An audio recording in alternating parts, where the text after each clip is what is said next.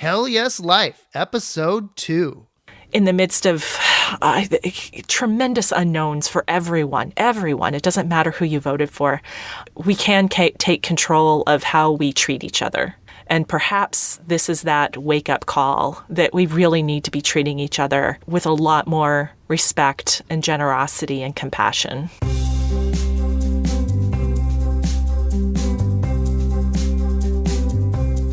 Welcome to the Hell Yes Life podcast, the show that helps you come alive so you can live a Hell Yes life. I'm your host, Norman Bell.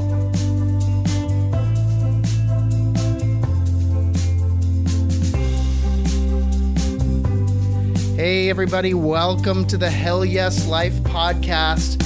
I am excited because today, this episode is my first interview episode. And as my very first guest on the HYL podcast, I am honored to have none other than Beth Buelow.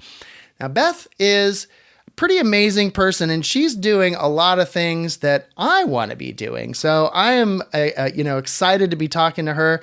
She is an author, a podcaster, speaker, and professional coach. I met Beth at a public speaking and storytelling workshop a couple of years ago, and we kept in touch sporadically over the last couple of years. And over that time, she has released her book and has really gone on a bit of a whirlwind journey with it. Now, that book is called The Introvert Entrepreneur, Amplify Your Strengths and Create Success on Your Own Terms. And that book has been named one of the 100 best business books of 2015 by Inc.com. So well done, Beth. She's also contributed to articles in the Wall Street Journal, Success Magazine, Inc., Entrepreneur, the Telegraph, and Psychology Today, among others. And her Introvert Entrepreneur podcast was named a top 25 business podcast by Entrepreneur.com. I'm super excited to share our conversation with you, so let's go ahead and jump right in. Hey there, Beth. How's it going today? It is fantastic. How are you? I am doing great. Thanks so much for joining me. So let me ask you this, Beth. Are you ready to tell us about your Hell Yes life? Hell yes. All right, let's do it. So I want to always start out with this question, and of course we'll get into the details about everything that you're doing these days, but what is your Hell Yes? So by that I mean, what's your passion, the thing that makes you come alive? Yeah. I thought about this quite a bit. I would think it would be obvious, but it's almost like I feel like the answer isn't exciting enough to be hell yes, but it really is. Uh-huh. It's something I felt for a long time. And the best way I can describe it is asking really good questions. You know, my favorite words to hear somebody say is, wow, nobody's ever asked me that before. Or I never thought of that question. And then here's the part that I think is really important, and that is leaving a safe space for the response. So it's asking a question and leaving a safe space. That has been, I think, the core of what has driven me and is part of my passion and how I'm living my passion for a very long time.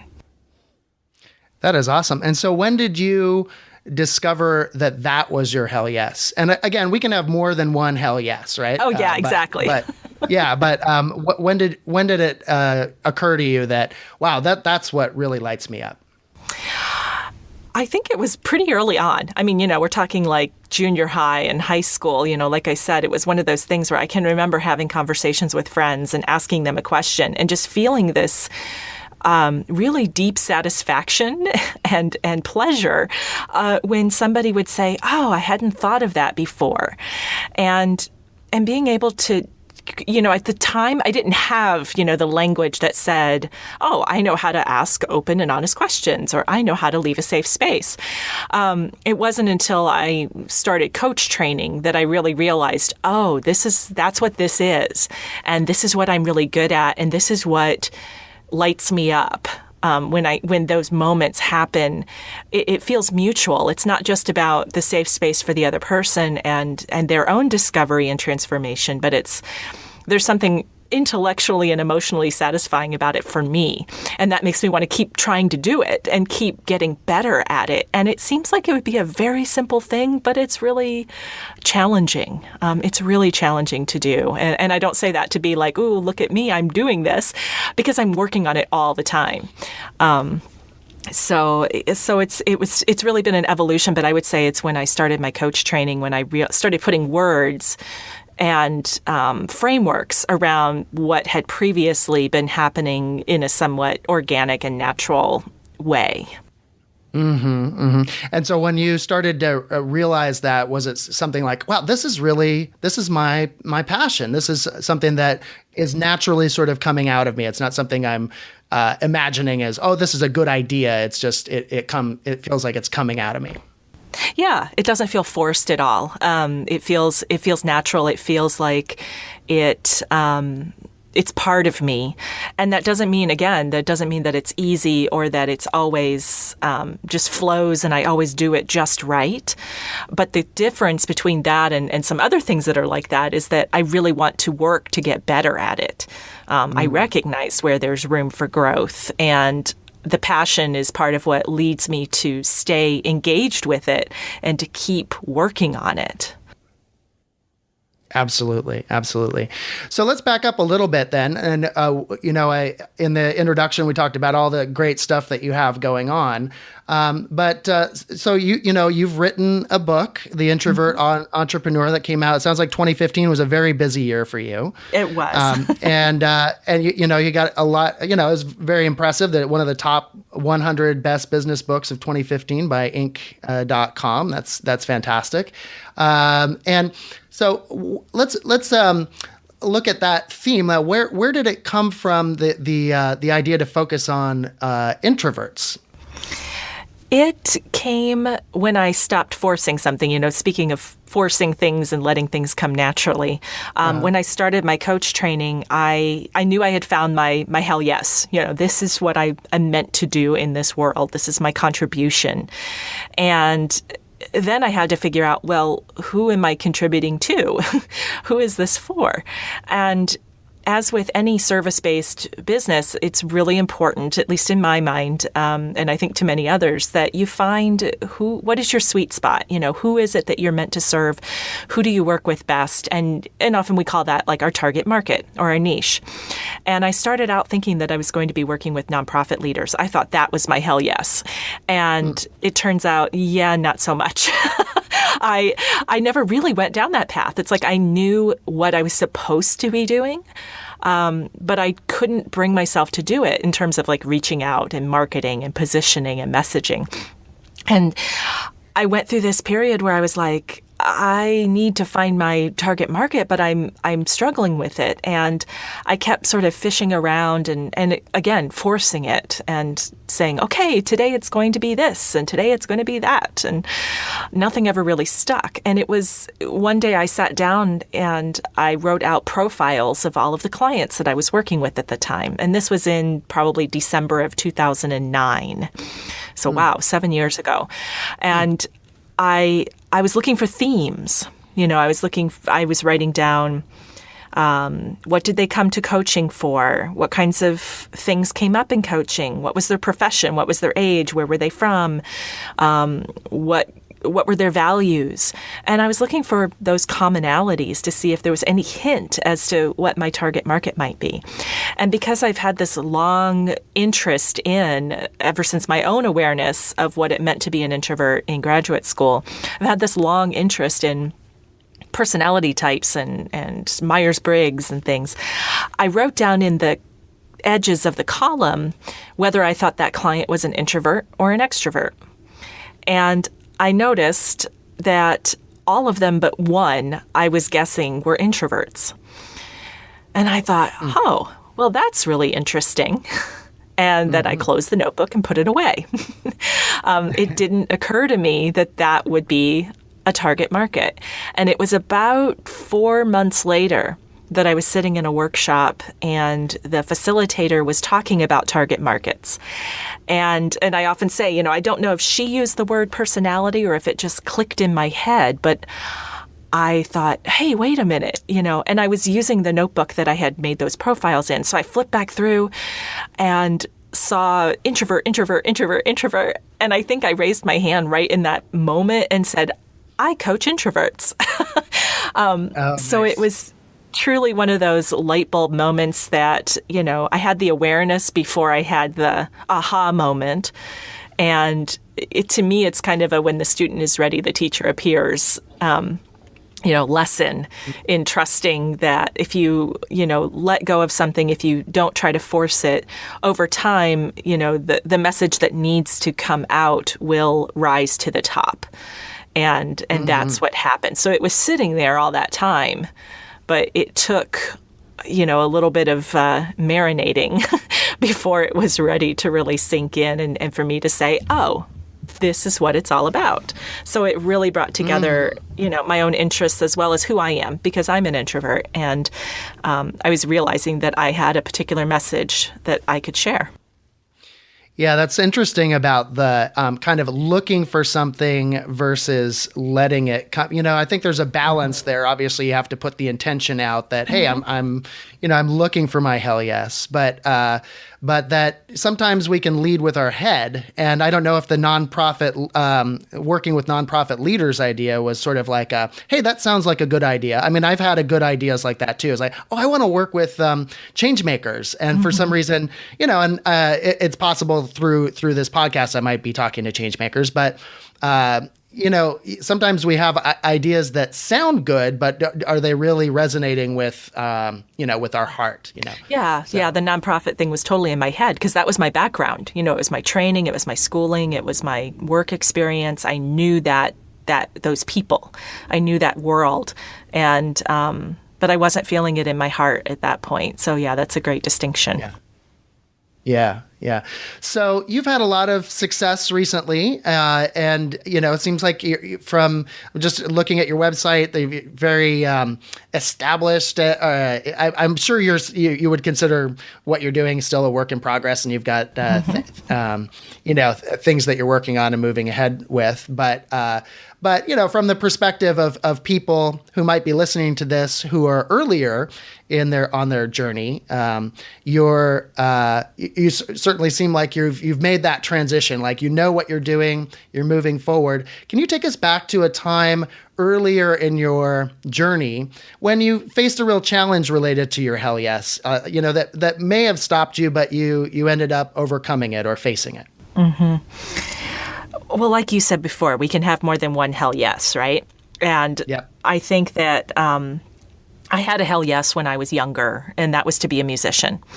That was my identity for a very long time, from like 6th grade all the way through graduate school. So a pretty big chunk of my life. And that's what I thought it was. That's what I thought I was destined to do, and that would be my life. And I realized halfway through getting a graduate degree at an expensive private school that wasn't what I wanted to do. Which, I remember one day telling my teacher, my clarinet instructor, I'm spending more time in the library than I am in the practice room. And that's definitely not a good sign. And so halfway through, I had to make, I had a choice. The program I was in was only three quarters. So to get my graduate degree. And about halfway through it, I was like, I'm going to finish this, but this is not the path that I'm supposed to be on.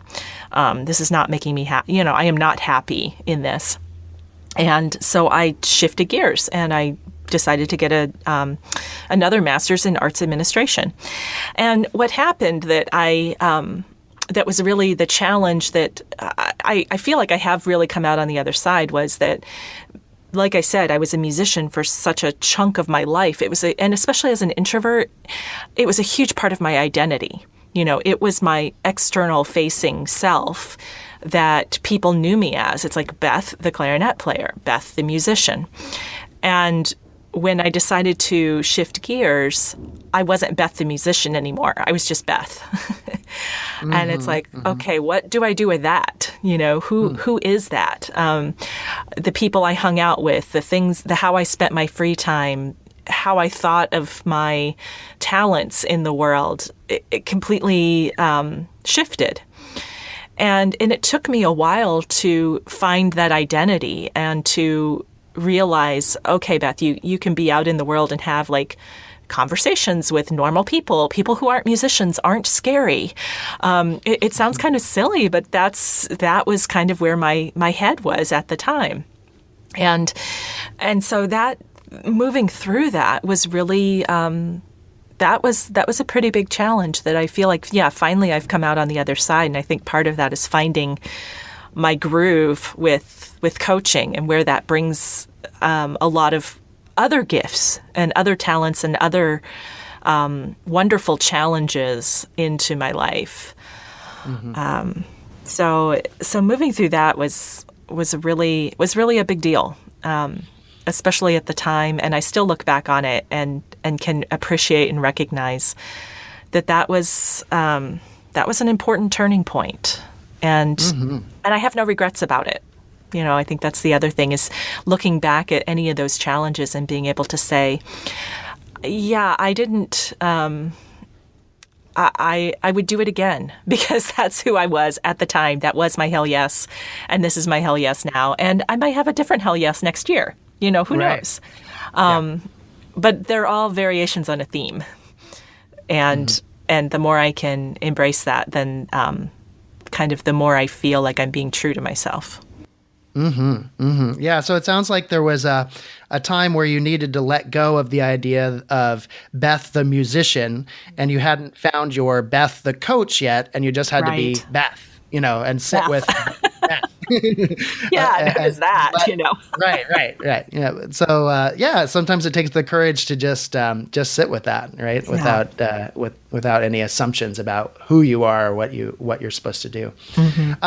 So now tell me about one of your biggest successes or breakthrough moments that you feel like you've had, maybe with your most recent hell yes, with your book and your coaching and so forth. What was a moment that you had, or a day that you had, that was like, oh my gosh, I've made it, or I'm experiencing some success?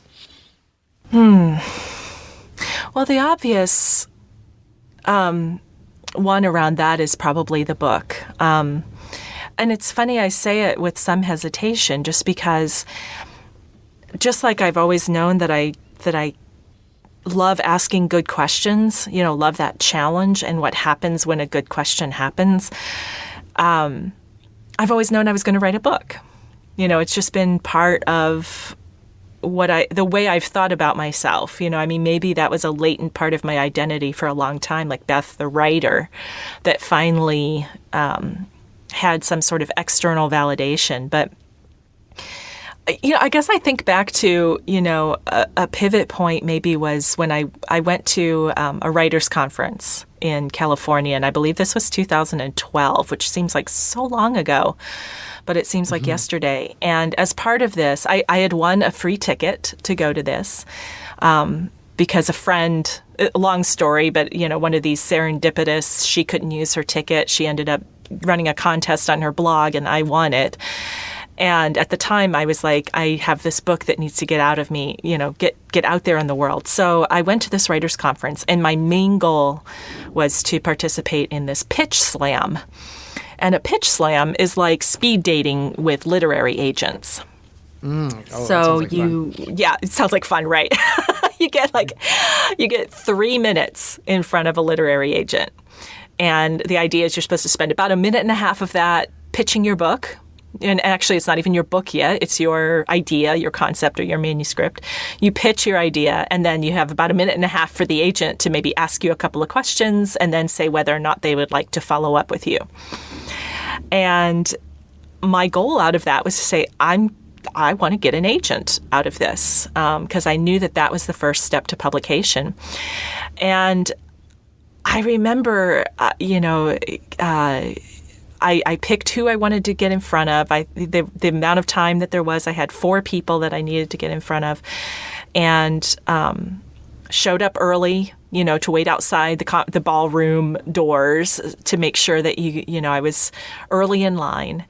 And I remember everybody around me was all talking and nervous and pacing and all this stuff. And I just decided, I'm just going to sit here on the floor. I'm going to close my eyes. I'm just going to be quiet.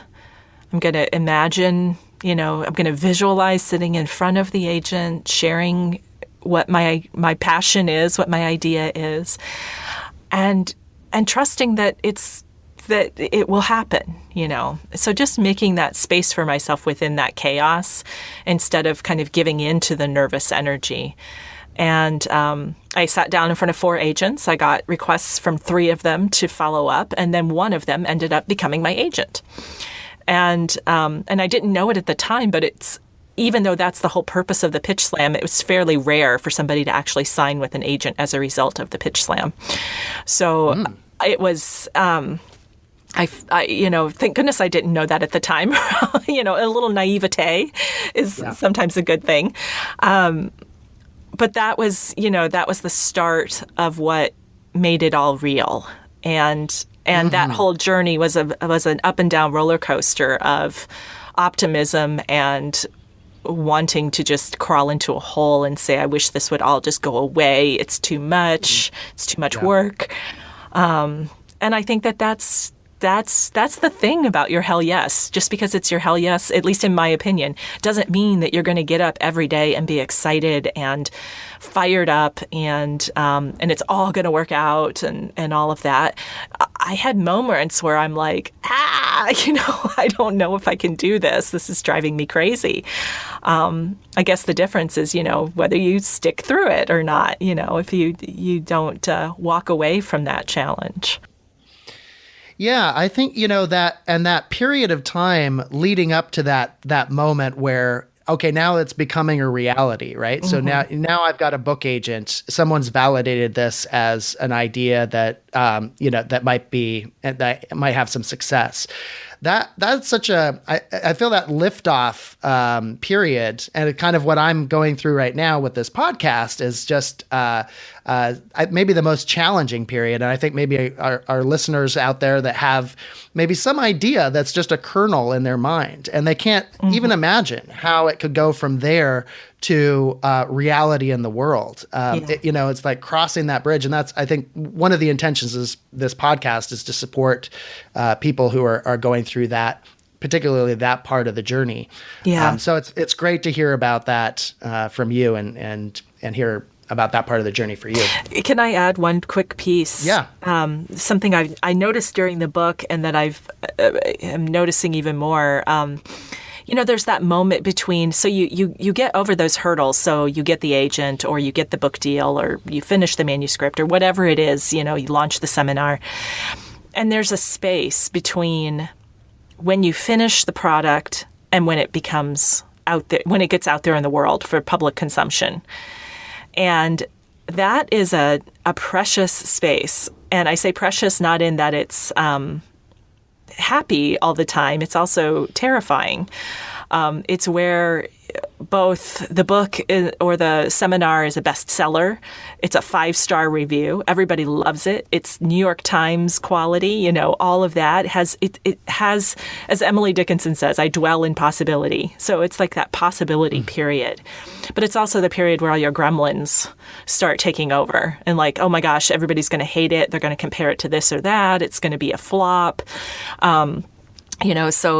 So the pitfalls all come in as well. And again, if it's really your hell yes, and if it's really something that you feel passionately about, it's important to acknowledge all of those conflicting emotions that are in that space and to be able to shift to curiosity about them, and say, well, it might be a bestseller or it might be a flop. What is my true intention with this?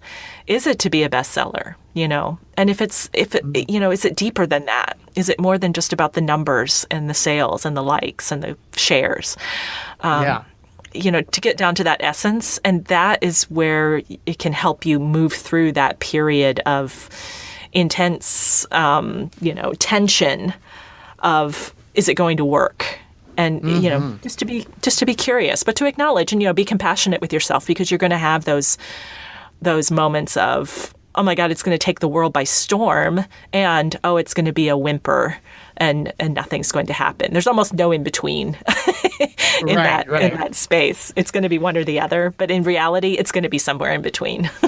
Yeah, there must be that much more of a tendency to focus on that stuff with the social media environment that we have, where every post that you put out there is like, how many likes did I get? How many shares? And people, legitimately focus on that as like a measurement of, how well they're doing. But yeah, you can just really lose touch with what's your authentic self on the inside, and your true voice. So I think that's really important. So what would be now I'd like to talk a little bit about, you've had quite a lot of success. It sounds like you know your path going forward, although actually I'm making an assumption in knowing that, like you said, maybe next year it'll be completely different. But what now I'd like to talk about you were talking about a vision yourself, right? You had that moment where you sat down and you just visualized having a great conversation with those agents. But now I'd like to talk about like your big vision for your life, and what I like to call that is your cringeworthy vision. And what I mean by that is it's a vision so big, no pressure here, but a vision so big that it makes you cringe to even think about sharing it with people. So it's really like taking the lid off the top of it, and like, where do you really want to go with this stuff? Do you have a big vision like that? And again, no pressure if it's no pressure. Not saving the entire world or something. Yeah. Well, where to start with that? Because I feel like, and I've started to put this out there a little bit, but it's not fully formed, and it still feels very vulnerable. But, I feel an expansion coming on. I feel an evolution of what I'm doing with the Introvert Entrepreneur. And again, going back to the essence of what's it all about. And it's about, the Introvert Entrepreneur is about self-acceptance. It's about pride of ownership, like who you are and what you bring to the world. And so what's the combination of that essence with this other piece that is the hell yes about asking questions, asking open and honest questions. And so I'm looking at that intersection even more deeply now, and especially because there's so much that has shifted culturally and in our society just here in the past, 6 weeks. We're talking in mid-December. But there's been this huge upheaval, and I've noticed not just me, but a lot of my colleagues who are also coaches and consultants saying, what am I doing? How am I contributing to where society is aching? And I feel like, I have been fortunate to be playing in a space where I feel like there have been people that have been aching and not being seen and heard, especially as introverts. But how can I expand that even more? And so there's, I don't have words quite for it yet, but there's something that's calling me to figure out a way to take those conversations, make safe space for open and honest questions and dialogue to a bigger and deeper level, and to have it on a regular basis. So it's not just something you experience if you're lucky enough to go through a leadership program or a coach training program or some sort of professional development at your workplace where they are, particularly enlightened about having those kinds of difficult conversations. But, how can we as a society kind of reconnect with what's true for ourselves, and then be able to have safe and vulnerable spaces to be able to share that. So it's very squishy, and I don't even know if what I just said makes sense, but there's something about having bigger and deeper conversations that take the transformation even further, not just for the benefit of each of us as individuals, but for us in community. That's awesome. That's awesome. Yeah. And, sometimes those big visions are, they don't emerge fully formed. It's like anything else, it evolves. But I think that's, a great vision that you have there. You mentioned a little bit about the cultural environment changing in the past 6 weeks. We don't want to spend a lot of time talking about politics necessarily, but I really love you had a Facebook post a few weeks ago talking about kind of the Trump effect that you wouldn't expect. Can you talk a little bit more about that? Yeah, it was a few days after the election, and I went to a writer's circle up in Seattle, and just started thinking about, even in the few days after the election, what was I starting to witness? And what I witnessed was people talking about a need to be kinder with one another, and a need to be more open and listening and seeing and hearing each other on a deeper level, to take care of ourselves and to speak our truth. I mean, really, it's, I kind of had my own hell yes in terms of not right away, but I'm still working on it, but very much, I have something to say, and I'm going to say it. We can't afford to hold back anymore. So I think it's going to, and it's already, unleashing this power that people are taking to speak their truth, to stick up for the people that have been disenfranchised, to no longer turn a blind eye to where they see injustice, or where they see people not being compassionate with one another.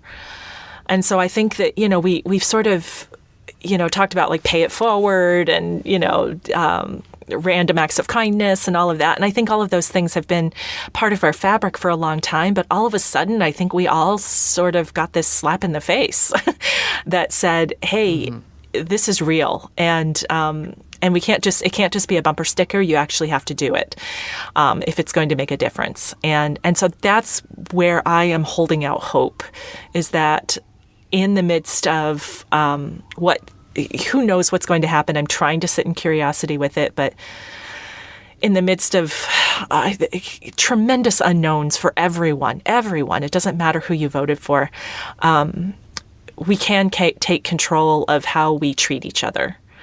And perhaps this is that wake-up call that we really need to be treating each other with a lot more respect and generosity and compassion.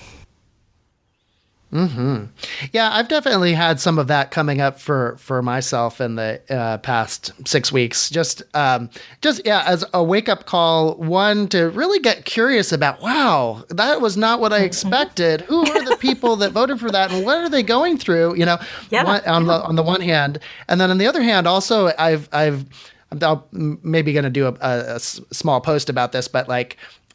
Using this as sort of jet fuel for your own hell yes life. It's sort of like we can't always depend on something working out in the world the way we want it to save us, right? And so for me, this was also the result was sort of like, oh wait, maybe I'm focusing on the wrong thing. Maybe I need to be focusing on myself and what I can control and what I can do to affect change in the world. So yeah, we can't always be looking at.